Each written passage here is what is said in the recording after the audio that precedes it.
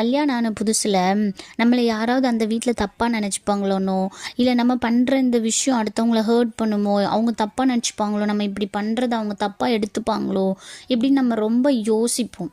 நம்ம அப்படி பண்ணலை அப்படின்னு அவங்களுக்கு ப்ரூவ் பண்ண கூட நம்ம ட்ரை பண்ணுவோம். ஆனால் கொஞ்ச நாள் போக போக என்ன ஆகிடும் அப்படின்னா, நம்ம ஒன்று ரியலைஸ் பண்ண ஆரம்பிச்சிருவோம்.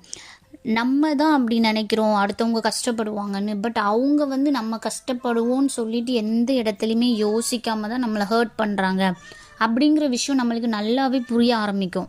இந்த ஒரு பாயிண்டில் நம்ம எப்படி சேஞ்ச் ஆயிடுவோம்னா, நாள் போக போக தப்பாக நினைக்கிறியா நினச்சிக்கோ, என்னை பற்றி மற்றவங்ககிட்ட போய் நீ குறை சொல்கிறியா சொல்லிக்கோ. இதனால் என்னோட உண்மையை மாற போகிறதில்ல, என்னோடய வாழ்க்கையில் எந்த மாற்றமும் வர போகிறதில்ல. நான் யாருன்னு எனக்கு தெரியும் அப்படிங்கிற புரிதல் உங்களுக்கு இருந்தால் போதும். எல்லாரையும் திருப்திப்படுத்த முயற்சி பண்ணாதீங்க. நம்ம நிம்மதியாக வாழணும், அதுதான் நம்மளோட புரிதல். நம்ம லைஃப்பில் நம்மளுக்கான புரிதல் இருந்தால் நம்ம ஹாப்பியாக வாழலாம்.